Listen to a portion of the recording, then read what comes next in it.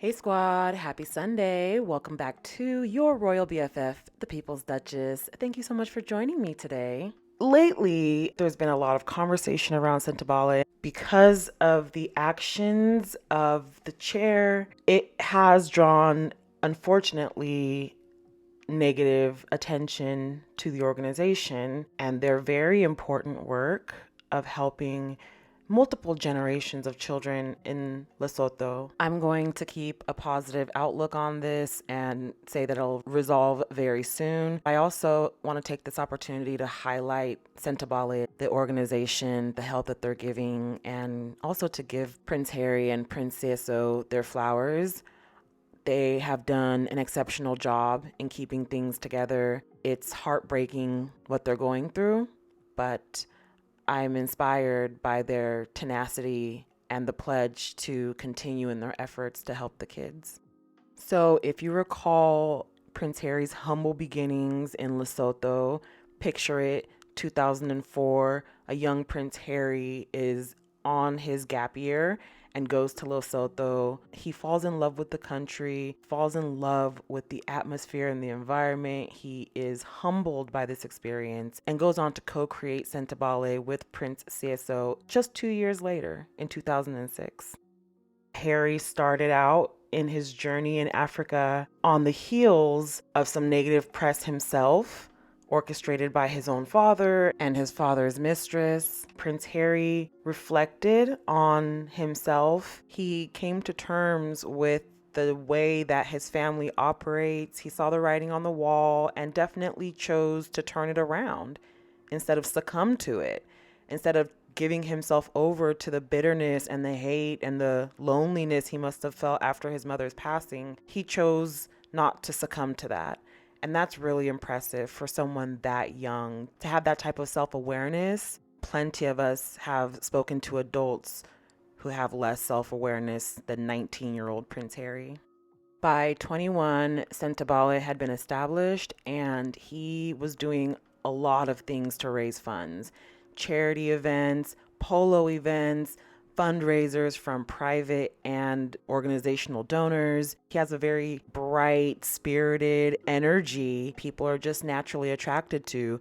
Three-fourths of the pictures that you see with Prince Harry, he's making everyone around him laugh. Very magnetic personality. So the funds came in. I'm not surprised at how well Archwell fundraises because both Harry and Meghan know how to do this. They have the building blocks, the foundational understanding of how to raise funds, how to be personable, how to get out there and get people to give you money for a cause. Sentebale raised 1.8 million pounds in its first year of operation, which is really impressive, and it's done nothing but compound in the years subsequent. Sentebale invested very early in professional staff in Lesotho and in the United Kingdom, including hiring skilled CEOs, international development directors, and local experts. This was very significant because it created a ripple effect throughout Lesotho when community members were hired on with very good salaries. The senior teams were expanded as the programs grew, and staffers included experienced local people, international advisors, and even mental health specialists for direct work with those kids. Staff salaries were competitive.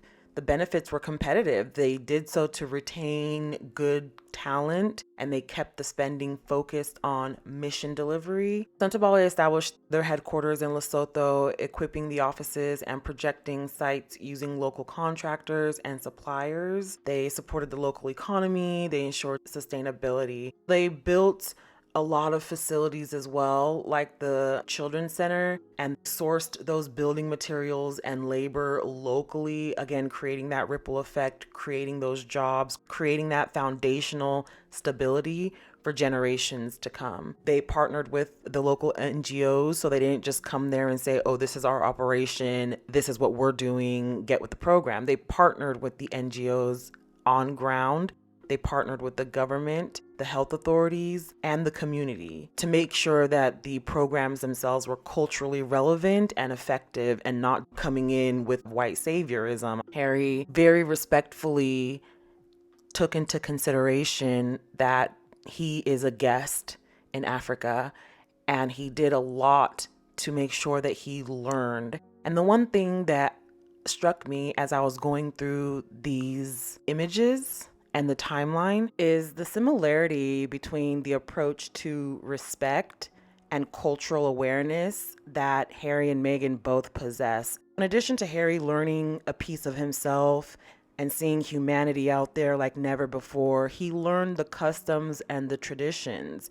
The Lesotho people wear these gorgeous, fine Molina hair blankets, wool blankets. It's a sign of much more than just customs and traditions. It's very deeply meaningful, similar to the First Nations and their use of blankets and textiles as a sign of status and respect. One thing that stuck out to me was that when Harry first went over there, in the pictures that you see him in, he's not wearing this traditional blanket attire. He is very much donning his Western clothes. You then see him transition into getting gifted his own blanket and then subsequently joining the countrymen and women in wearing these blankets when he went out and about. You can see how he gradually paid his dues, and when the time was appropriate and when he had earned the respect of the people, he was then initiated into that culture. A very beautiful thing and a very impressive feat to achieve, even for a prince. They don't have to like you. They don't have to revere you just because you're a European prince. I mean, case in point, his brother has the equal and opposite reaction from most of the African nations, and he's going to be king. The respect is earned. Although he was coming from this quite privileged background and was there to help, he wasn't going to make that a complex. He didn't lead with ego. He didn't go there and say, I know you guys need me. He went and said, where do you guys need me? And that is the most reminiscent of Meghan's style of philanthropy. She's very hands-on. It was never good enough for her to just cut a check. Meghan famously said that she doesn't want to just show up and wave and expect that that's enough for a project to be successful. She wants to have her thumbprints on it. She likes to be involved. And this is the most similar aspect of their approach to philanthropy and why they work so beautifully together. When I saw this picture of Harry tending the garden with this child, leading the child to and from the garden by hand, it made me cry. I did. I got a little emotional, and thinking about how this child grew up, maintained that relationship with Prince Harry, and eventually attended Prince Harry's wedding. My goodness, I was an emotional boohoo wreck.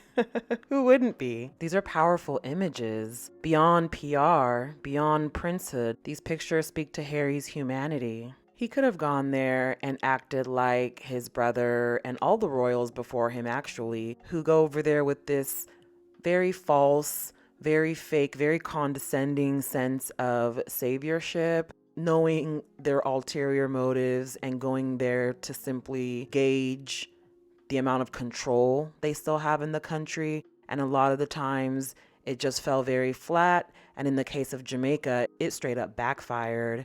So this was a really admirable feat for Prince Harry, given that his family had a very long and horrifying history in Africa.